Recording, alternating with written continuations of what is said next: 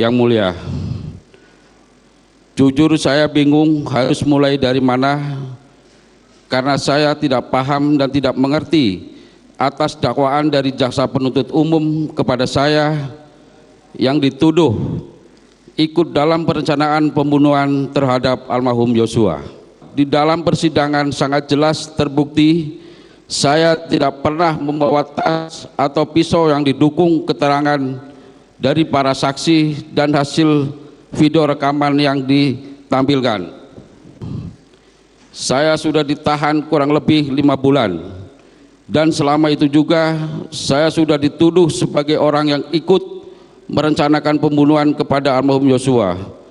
Bahkan yang lebih parah, di media sosial saya dituduh berselingkuh dengan Ibu Putri.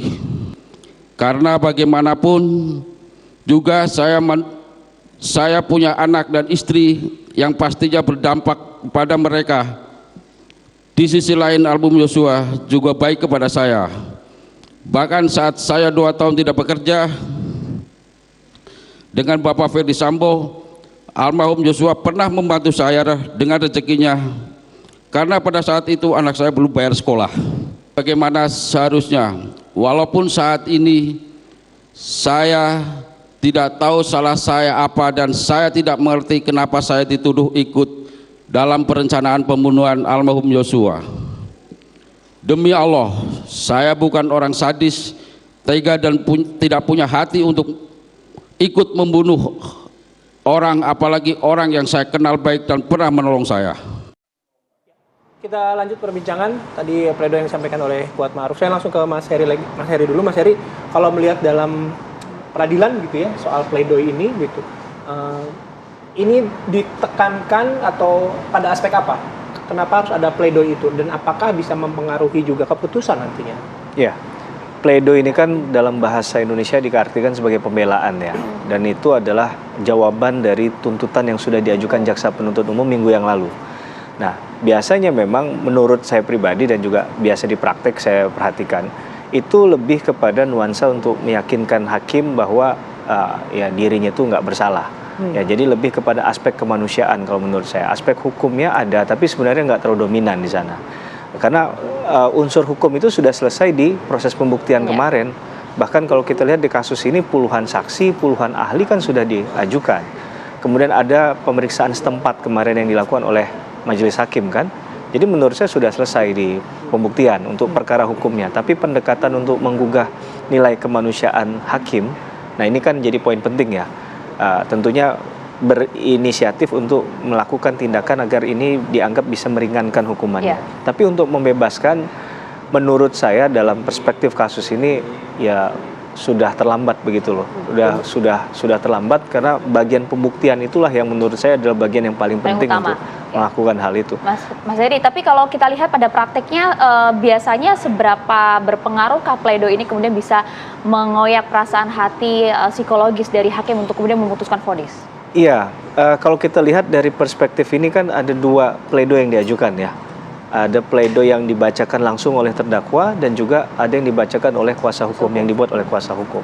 Kuasa hukum menurut saya lebih dominan untuk menggali hukumnya.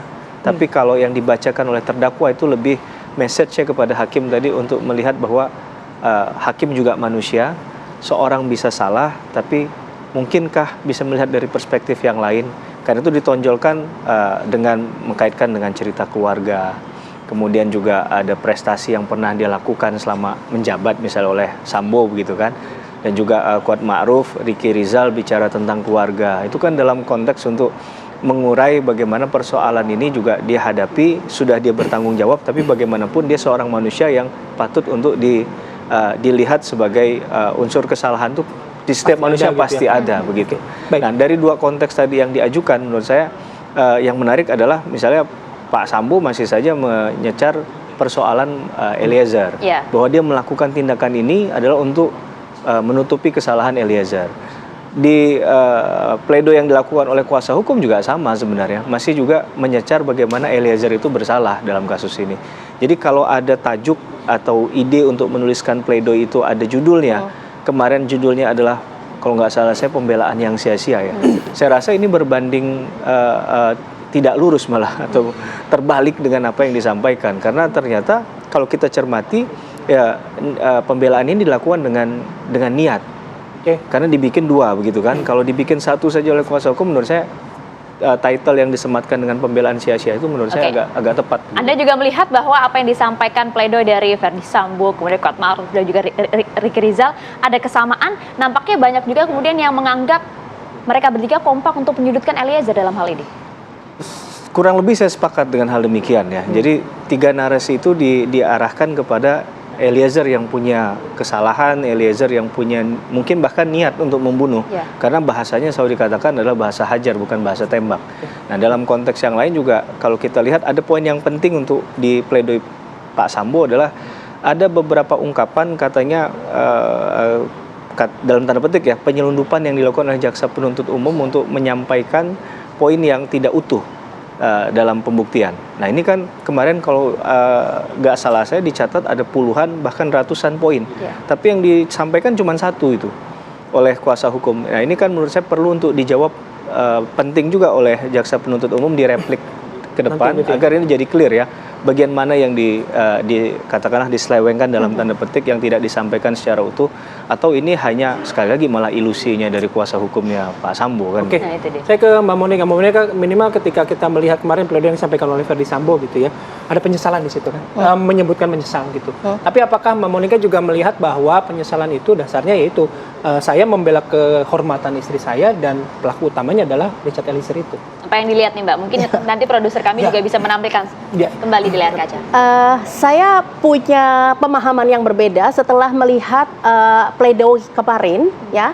Jadi kita lihat dulu dari tajuk yang disampaikan ketika Verdi Sambo membuat sendiri ya di awalnya, dan juga tajuk yang disampaikan adalah pembelaan yang sia-sia, awalnya seperti itu ya, terus kemudian diganti menjadi sedikit harapan di ruang sidang yang terbatas seperti itulah ya.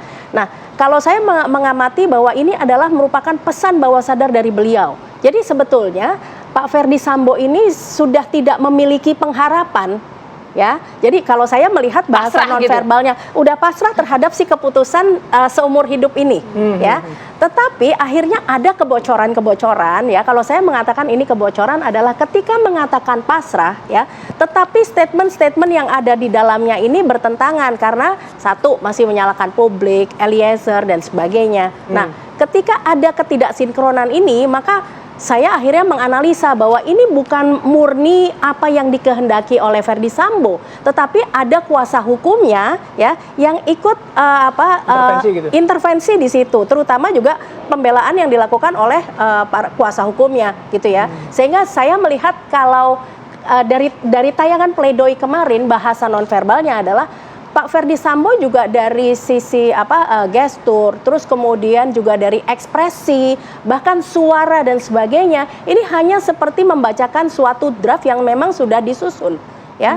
Jadi tidak ada muatan-muatan emosi lagi. Jadi saya boleh menyimpulkan gitu ya, pemikiran analisa saya adalah beliau sudah terima dengan kondisi seumur hidup ini, tetapi harus masih ada kepentingan lain dari penasihat hukum yang harus dibela. Ya, Mbak Monika, tapi bagaimana kemudian kalau dilihat dari segi ekspresi pada saat pembacaan pledoi oleh Kuat Ma'ruf dan juga Ricky Rizal, tadi disampaikan oleh Mas Heri juga, nampaknya sepakat kalau kemudian menyimpulkan ketiganya kompak untuk menyudutkan Eliezer. Apa yang bisa dibaca di sana? Sesaat lagi ya Mbak ya, usai jeda.